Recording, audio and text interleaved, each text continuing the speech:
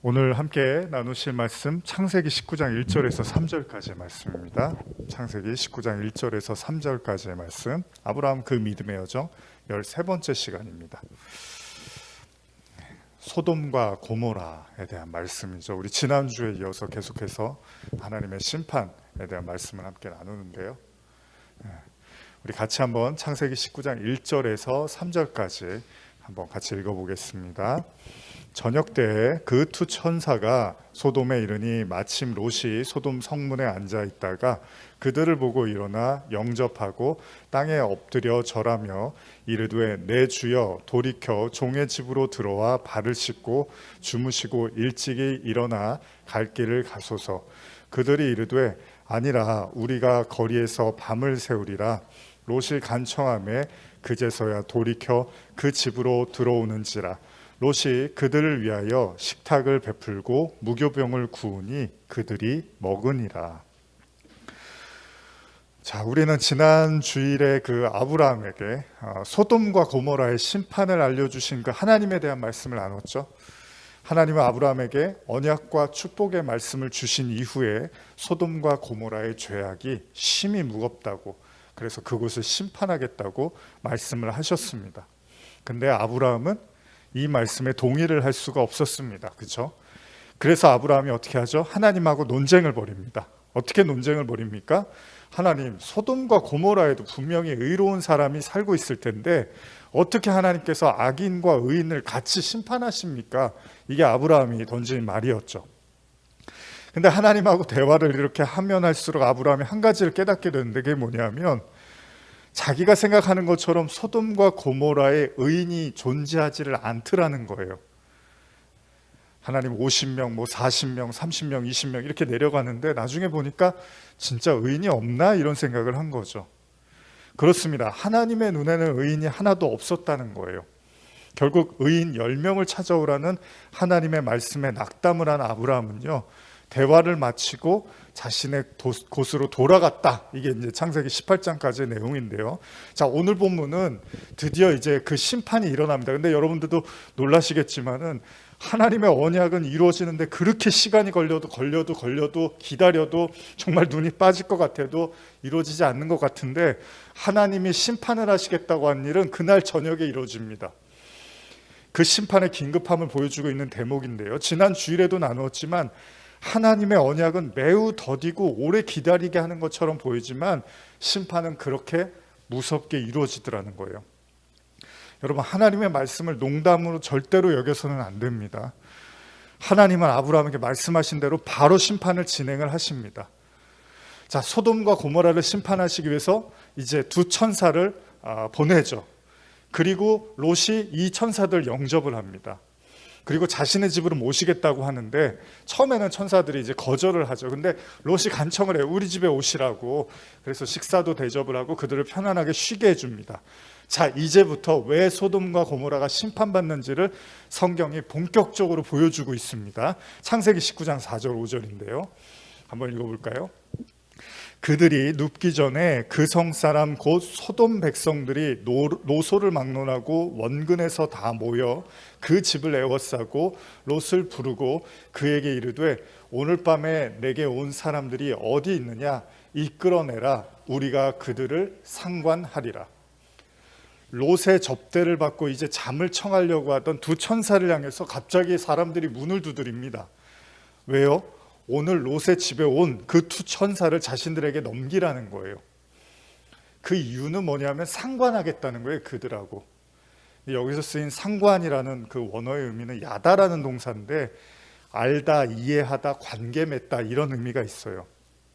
어떻게 보면 관계를 맺어서 서로를 이해하고 알아간다라는 의미에서도 쓰이는 것 같지만 사실은 또 성적인 관계도 의미를 하고 있습니다. 이들이 원했던 게 무엇인지를 롯의 대답을 들어보면 잘 알 수 있는데요. 무슨 상관을 하겠다는 건지, 그 상관하겠다는 의미가 뭔지를 창세기 19장 6절에서 8절을 보시면 조금 더 이해가 빠르실 겁니다. 다시 한번 읽어보겠습니다. 롯이 문 밖에 무리에게로 나가서 뒤로 문을 닫고 이르되 청하노니 내 형제들아 이런 악을 행하지 말라. 내가 남자를 가까이 하지 아니한 두 딸이 있노라. 청하건대 내가 그들을 너희에게로 이끌어내리니 너희 눈에 좋을 대로 그들에게 행하고 이 사람들은 내 집에 들어왔은즉 이 사람들에게는 아무 일도 저지르지 말라. 롯의 천사들, 그 천사들 요구하는 사람들에게 롯이 간절히 말합니다. 제발 악을 행하지 말라. 근데 여기서 롯이 위험한 발언을 합니다. 무슨 말이죠? 그래, 천사들을 내가 내주지 않는 대신에 내 딸 둘이 있는데, 아직 남자를 모르는 딸 둘이 있는데 이 딸을 내주겠다는 거예요. 굉장히 어처구니가 없는 말이죠. 롯의 말이 이게 어처구니가 없습니다. 그런데 또 다른 모습에서 롯은 어쨌든 간에 이 두 천사를 지키기 위해서 필사적으로 저항하고 있는 것처럼 보입니다.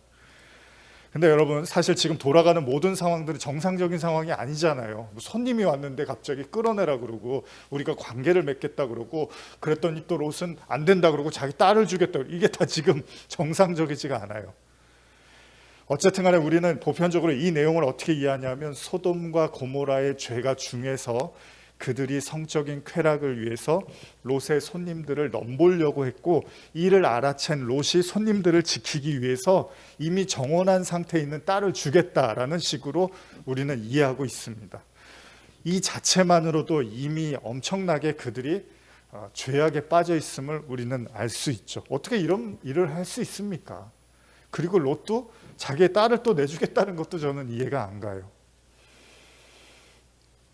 일단 우리는 소돔과 고모라가 이렇게 죄가 참 만연해 있구나, 이렇게 성적으로 타락했구나, 이제 이렇게만 우리가 이해를 하고 있는데, 제가 오늘 이 본문에서 이제 한 가지를 더 여러분과 나누고 싶어요. 그냥 아이고 이렇게 죄를 많이 지니까 하나님 심판하셨지, 그러니까 죄 짓지 말아야지, 요것만 보시면 안 돼요. 요 다음이 있어요. 또 이 본문을 생각하면서 한 가지 본문이 있는데요. 여러분들, 제가 심심치 않게 읽어드렸던 본문인데 마태복음 11장 20절에서 24절까지 말씀입니다. 마태복음 11장 20절에서 24절까지의 말씀인데요. 이것도 한번 제가 읽어드릴게요. 예수께서 권능을 가장 많이 행하신 고을들이 회개하지 아니하므로 그때에 책망하시되, 화 있을진저 고라시나 화 있을진저 벳세다야, 너에게 행한 모든 권능을 두로와 시돈에서 행하였더라면 그들이 벌써 베옷을 입고 제에 앉아 회개하였으리라. 내가 너희에게 이르노니 심판날에 두로와 시돈이 너희보다 견디기 쉬우리라. 가버나움아, 내가 하늘에까지 높아지겠느냐? 음부에까지 낮아지리라. 내게 행한 모든 권능을 소돔에서 행하였더라면 그 성이 오늘까지 있었으리라. 내가 너희에게 이르노니 심판날에, 잘 보세요, 소돔 땅이 너희보다 견디기 쉬우리라. 이게 더 중요합니다. 지금 읽은 예수님 말씀 뭐냐면요, 이런 얘기예요. 내가 이렇게 직접 와서 말씀도 전하고 권능도 보여주고 귀신도 쫓아내고 하여간 모든 일을 다 행했는데 그 사람들이 회개를 안 하더라는 거예요. 그래서 예수님이 화가 나갖고, 제가 현대어로 다시 읽어드릴게요. 중요한 부분만. 11장 23절 24절인데요. 잘 들어보세요. 가버나움아, 내가 하늘에 오를 것 같으냐? 지옥에 떨어질 것이다. 내게 베푼 이적을 소돔에서 베풀었더라면 그 도시는 오늘까지 여기 남아 있었을 거다. 내가 진정으로 말한다. 심판날에는 소돔이 오히려 너보다 가벼운 벌을 받을 것이다. 무슨 이야기죠? 우리가 소돔과 고모라 심판 얘기할 때 종종 하는 게, 아이고 저렇게 죄 짓고 저렇게 성적으로 타락했대, 아이고 끔찍해, 그런 얘기를 우리가 자주 해요. 심판받아야지 저러면은. 그런데 그 성의 주민들이 쾌락에 빠져서 하나님이 심판하려고 보낸 천사들도 못 알아보고 그 천사도 성적인 대상으로 삼았으니까 얼마나 문제가 심각해요.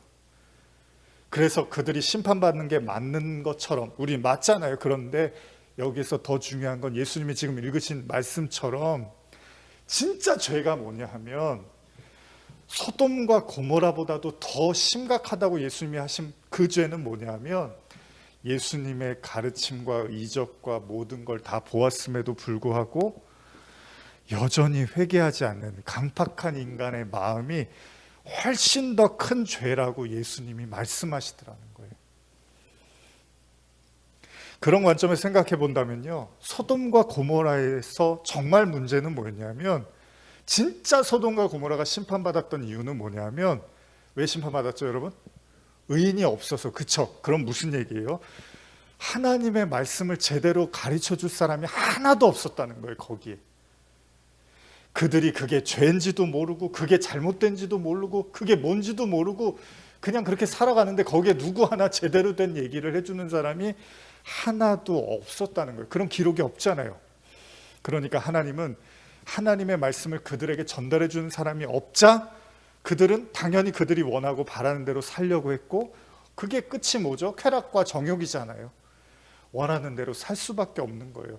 진짜 문제는 말씀을 전하는 사람이 없었다는 거예요. 그렇기 때문에 예수님이 제시한 진짜 큰 죄악은 삶에서 나타나는 쾌락과 어떤 그런 욕망에 대한 죄악만이 아니라 하나님의 아들을 통해서 가르침과 이적과 이런 모든 것들을 다 겪고 보았음에도 아무런 회심이 없는 자들이야말로 그게 진짜 음행이라는 거예요. 주님이 말씀하시는 음행은. 누구한테 그러셨죠? 유대인들에게. 잘 보세요. 마태복음 16장 1절에서 4절 제가 읽어드릴게요. 바리새인과 사두개인들이 와서 예수를 시험하여 하늘로부터 오는 표적 보이기를 청하니 예수께서 대답하여 이르시되 너희가 저녁에 하늘이 붉으면 날이 좋겠다 하고 아침에 하늘이 붉고 흐리면 오늘은 날이 굳겠다 하나니 너희가 날씨는 분별할 줄 알면서 시대의 표적은 분별할 수 없느냐. 악하고 음란한 세대가 표적을 구하나 요나의 표적밖에는 보여줄 표적이 없느니라 하시고 그들을 떠나가니라. 예수님만 보면 이적과 표적을 요청하던 당시 최고의 신앙인들에게 바리새인과 사두개인은 순식간에 예수님한테 음란한 세대라는 말을 듣습니다. 악하다고 하고 음란하다고 해요. 그런 관점에서 생각해 보면요, 우리가 단순히 소돔과 고모라의 죄를 보면서 그걸 성적인 타락을 가리키면서 저렇게 살면 안 되지, 심판받지, 이것만 보시면 안 된다는 거예요. 더 중요한 건 그들이 진짜 심판받을 수밖에 없었던 이유는 그 성에서 아무도 하나님의 말씀을 제대로 가르쳐주고 있는 사람이 없었다는 거예요. 그래서 뭐가 잘못됐는지도 모르고 뭘 회개해야 될지도 모르고 그러고 살았다는 거예요. 여러분, 특별히 우리가 이제 가족들을 위한 기도도 많이 하잖아요. 근데 참 그래요. 가족이기 때문에 하는 말이 있지만 또 가족이기 때문에 하지 못하는 말도 있는 거잖아요.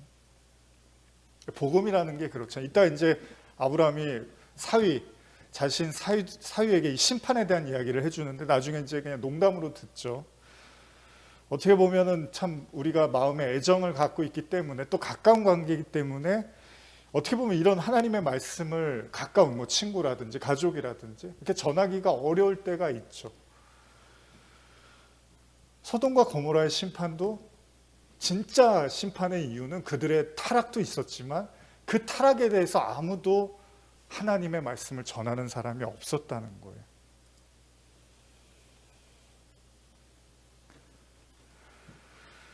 그저 심판을 당할 수밖에 없는 처지에 있었다는 겁니다. 그러니까 소돔과 고모라가 진짜 심판받은 이유는 단순히 그들의 육체적인 죄악이 아니라 하나님의 말씀을 전하는 의인이 없어서 그랬잖아요. 그래서 하나님이 의인이 없잖아, 그럼 심판받아야지. 단 한 사람의 의인도 없었기 때문에 하나님은 소돔과 고모라를 심판하신 거죠. 바울은 이걸 분명히 얘기해 주고 있습니다. 이거 한번 읽어볼까요? 로마서 9장 29절인데요. 같이 읽어볼까요? 또한 이사야가 미리 말한 바 만일 만군의 주께서 우리에게 씨를 남겨두지 아니하셨더라면 우리가 소돔같이 되고 고모라와 같았으리로다 함과 같으리로다. 여러분, 이게 중요한 겁니다. 소돔과 고모라가 진짜 심판받은 이유, 하나님을 제대로 알고 그 뜻을 가르치고 전하는 자가 없었다는 거예요. 그 성 안에는. 그러니까 의인 하나가 이렇게 중요한 거예요. 의인이 존재하지 않으면 하나님도 더 이상 그 성이 존재할 필요가 없다는 거예요. 그러니까 오늘날 우리가 이렇게 살아있는 것도 보이지 않는 하나님의 사람들이 어딘가에 있다는 거예요. 그들이 있기 때문에 하나님이 아직도 이 세상을 참고 기다리고 회개를 하게끔 우리에게 말씀하신다는 거죠. 근데 아브라함은 이걸 알아요? 하나도 몰라요. 아브라함은 전혀 이해를 못하고 있어요. 오히려 하나님이 소돔과 고모라 심판하시겠다고 하니까 아브라함 뭐라 그래요? 아이, 의인이 얼마나 많은데 거기 심판하세요? 이런다고요. 만류를 해요, 하나님을. 그럼 우리는 왜 하나님께서 아브라함에게 약속의 자녀에 대한 축복을 하신 다음에 소돔과 고모라 심판을 언급하셨는지의 뜻을 조금은 이해할 수 있는 거예요. 왜 심판, 언약 얘기하시고 심판 말씀하셨을까? 그건 앞선 로마서 9장 29절에 방금 읽으신 이 말씀에 등장하는 소돔과 고모라처럼 멸망 안 당하려면 어떻게 해야 돼요? 하나님의 씨가 있어야 된대요. 그래서 계속 한번 읽어볼까요? 로마서 9장 7절에서 9절인데요. 이것도 한번 읽어볼까요? 또한 아브라함의 씨가 다 그의 자녀가 아니라 오직 이삭으로부터 난 자라야 내 씨라 불리리라 하셨으니 곧 육신의 자녀가 하나님의 자녀가 아니요 오직 약속의 자녀가 씨로 여기심을 받느니라.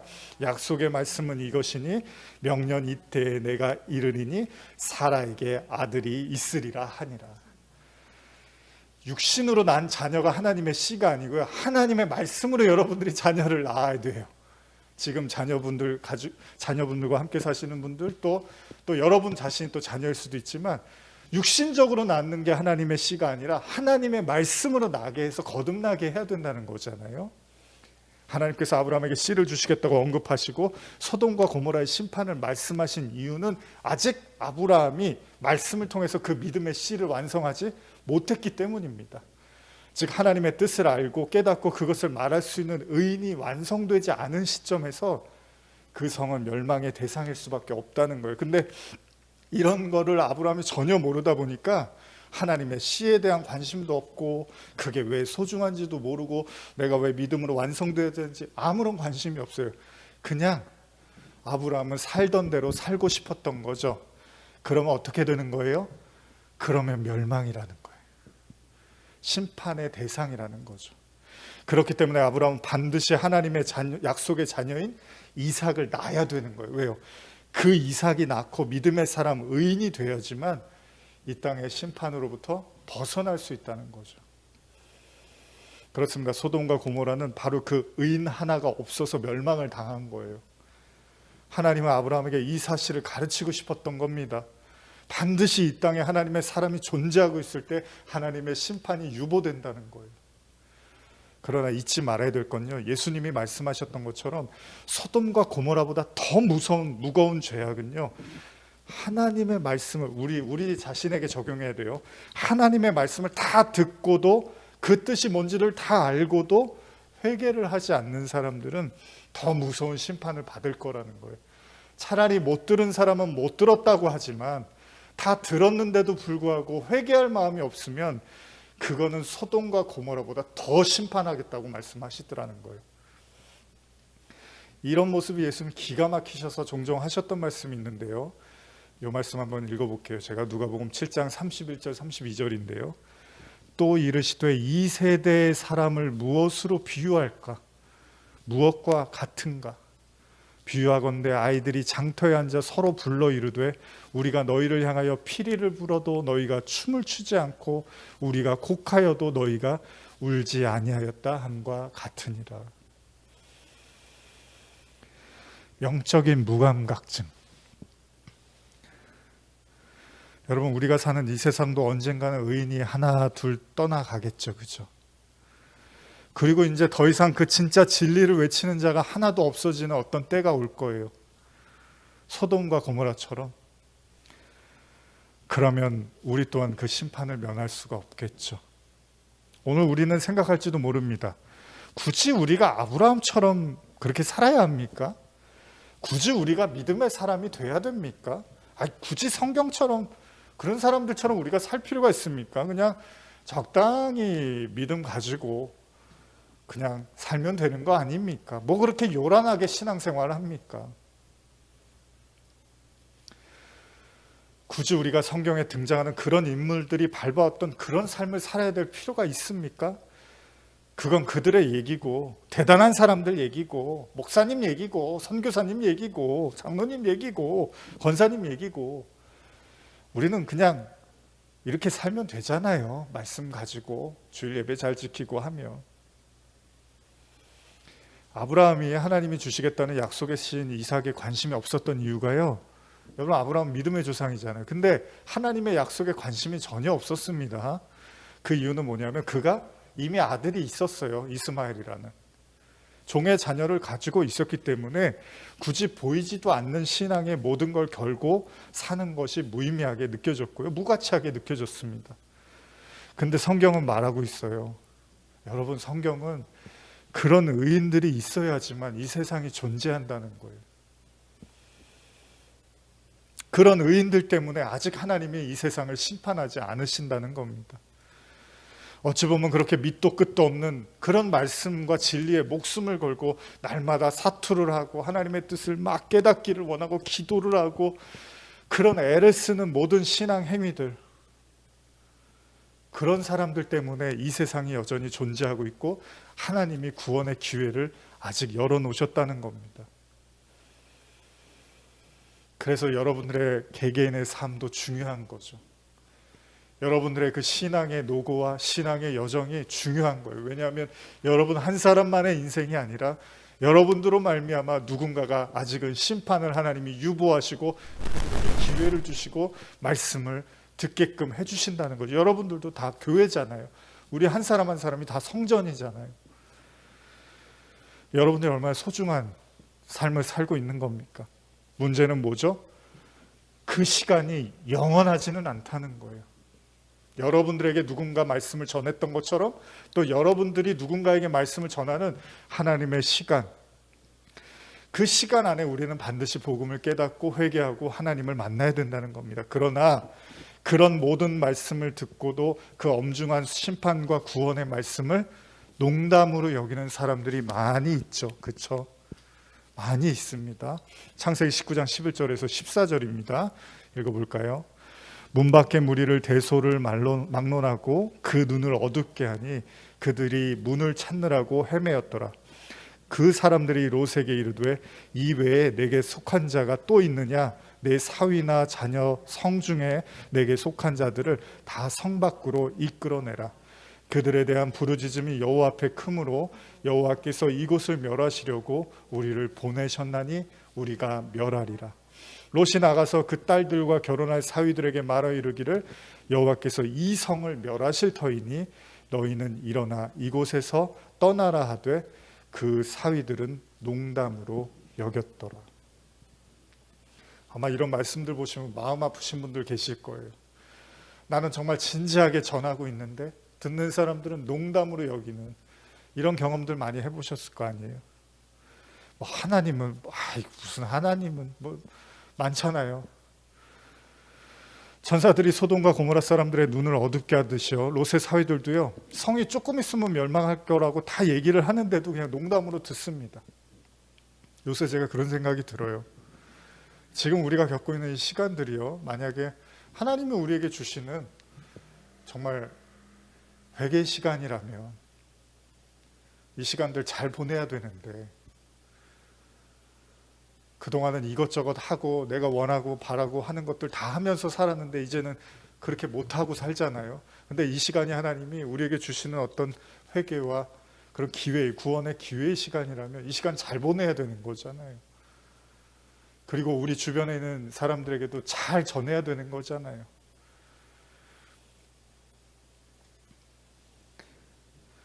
근데 아브라함도 그랬던 것처럼 하나님의 언약을 듣고 아브라함도 비웃고 사라도 비웃잖아요. 이제는 하나님이 심판하시겠다는 메시지를 듣고 사위들도 농담으로 여깁니다. 어쩔 수 없습니다. 이제 들은 사람의 몫입니다. 전할 사람은 다 전했어요. 이제 들은 사람이 알아서 해야 돼요. 다 가르쳐줬고 다 얘기해줬고 심판도 구원도 다 얘기해줬는데 이제 어쩔 수가 없어요. 그들의 몫인 거예요. 들은 사람의 몫인 거예요. 성이 곧 무너질 거라고 다 얘기를 해줬는데도, 정말로 간절한 마음으로 살리기 위해서 얘기를 해줬는데도 농담으로 여겨요. 이제는 어쩔 수가 없어요. 성이 무너질 테니 성을 떠나라. 어쩌면 우리도 마찬가지입니다. 우리는 이미 하나님의 구원과 심판에 대한 모든 이야기를 다 들었습니다. 그리고 듣고 있는 중인 분도 계십니다. 그렇다면 이제 공은 우리에게 넘어왔습니다. 언젠가 이 땅에 더 이상 그 진리를 선포하는 사람이 사라지고 사라지고 사라져서 소돔과 고모라처럼 뭐가 잘못됐는지도 뭐가 하나님이 원하시는지도 아무것도 모르고 그냥 눈 감은 사람처럼 그렇게 죄악에 빠져서 살아가는 그 시간이 올 겁니다. 더 이상 진리를 선포하는 자는 없고 거짓을 말하고 만몬을 이야기하고 물질주의에 빠져서 기독교를 거짓된 하나님의 종교로 바꿔버리는 그런 일들이 있을 수 있겠죠. 하나님의 말씀을 듣고 싶어도 제대로 전하는 사람이 없어서 더 이상 회개할 기회조차도 얻지 못하는 그런 시간들이 올 수 있을 겁니다. 그리고 예수님 말씀하십니다. 그렇게 되면 소돔과 고모라보다 더 강렬하게 심판받을 거라고.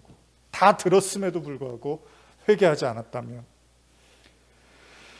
그러나 오늘 지금 이 시간 아직 우리에겐 시간이 있습니다. 나 자신 그리고 나의 가족들 그리고 나의 주변 사람들 그들이 듣든지 듣지 않던지 간에 말입니다. 오늘 특별히 다시 말씀 앞에 진지하게 서시기를 원합니다. 소돔과 고모라 이야기하는데 제가 웃으면서 즐거운 얘기할 수는 없잖아요. 오늘 여러분들이 진지하게 말씀 앞에 서시길 바랍니다. 제가 자주 인용하는 천류역정 그 처음이 어떻게 시작하죠? 복음을 듣고 심판을 듣고 주인공 크리스찬이 귀를 막으면서 동네를 뛰쳐나갑니다. 하나님의 심판이 임했구나. 근데 사람들이 다 손가락질하고 미쳤다고 하죠. 우리에게도 진지한 결단이 필요한 시점인지도 모릅니다. 분명 우리가 지금 살고 있는 이 세상도요, 수많은 죄악의 증상들이 있습니다. 더 재밌는 건요, 요즘 종교적인 메시지보다요, 오히려 과학자들이랑 환경 전문가들이 지구 종말을 얘기하고 있어요. 얼마 남지 않았다고. 오히려 종교적으로는 별로 그런 얘기를 많이 안 하는데 과학자들이 더 많이 해요. 이제 끝이 온 것 같다고. 경고를 하고 있습니다. 근데 들을 귀가 없어요. 그냥 당장 내일 소돔과 고모라가 무너진다고 해도요, 그냥 우리는 오늘 이 성 안에서 오늘 잘 먹고 잘 살 방법만 생각하고 있어요. 여러분, 뒤돌아보지 말라고, 다음 주에 나누겠지만 뒤돌아보지 말라고 하나님이 엄중하게 경고했던 롯의 아내처럼요, 우리에게는 천성길을 향한 길보다는 우리가 소유하고 갈고 닦아온 소돔과 고모라 성이 훨씬 더 중요할지도 모릅니다. 어떤 경우에는 아예 그냥 놓을 생각이 없어 보이기도 합니다. 여러분, 사람들이 뭐라고 합니까? 어르신들도 많이 말씀, 죽으면 다 끝이라고 얘기하잖아요. 어차피 죽으면 10원 한 장 못 가져가니까 살아있는 동안에 잘 살다가 쓰고 죽으면 된다고 해요. 근데 여러분, 신앙은 그렇게 단순한 게 아닙니다. 하나님은요, 죽어서 내려놓으라는 게 아니에요. 살아있을 때 돌아보지 말라는 거예요. 죽으면 어차피 돌아볼 기회도 없어요. 신앙이 진짜 어려운 이유는요, 살아있을 때 소돔과 고모라에서 나오라는 거예요. 죽어서 나오라는 게 아니라. 이게 신앙인과 그렇지 않은 사람의 차이입니다. 창세기 19장 17절 한번 읽어볼까요? 그 사람들이 그들을 밖으로 이끌어낸 후에 이르되 도망하여 생명을 보존하라. 돌아보거나 들에 머물지 말고 산으로 도망하여 멸망함을 면하라.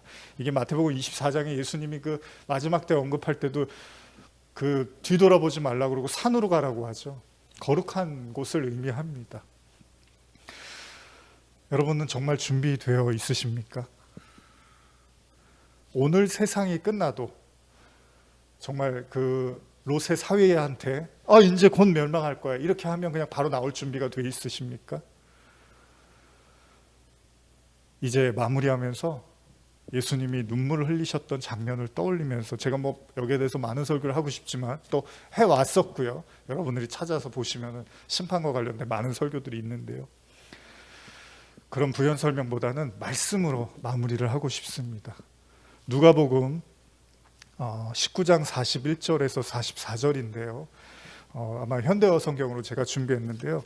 PPT 보시면서 한번 같이 읽으면서 마무리하고 싶습니다. 누가복음 19장 41절에서 44절입니다. 여러분들도 예수님의 심정으로 한번 같이 읽었으면 좋겠습니다. 예루살렘의 불행, 그 행렬이 예루살렘에 가까이 이르렀을 때 예수께서는 도성을 바라보고 우시며 말씀하셨다. 영원한 평화에 이르는 길이 내 앞에 있는데 너는 그 길에서 돌아서 버렸구나. 내 원수들이 진을 치고 너를 에워싸서 사면으로 공격하여 너와 내 자녀들을 멸망시킬 때가 올 것이다. 그리고 내 원수들은 돌 하나도 제자리에 얹어두지 않을 것이다. 하나님께서 내게 주신 기회를 내가 거절하였기 때문이다.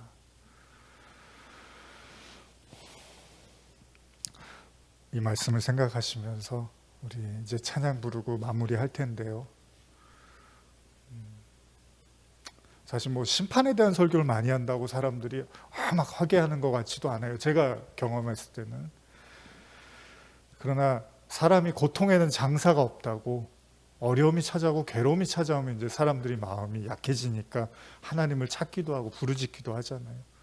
그런 의미에서는 바울의 얘기처럼 고난이 유익함도 있는 것 같아요. 어쨌든 간에 분명 우리는 힘든 시간을 보내고 살고 있습니다. 그런데 우리 성도들도 같이 그냥 힘들어만 하지 마시고요.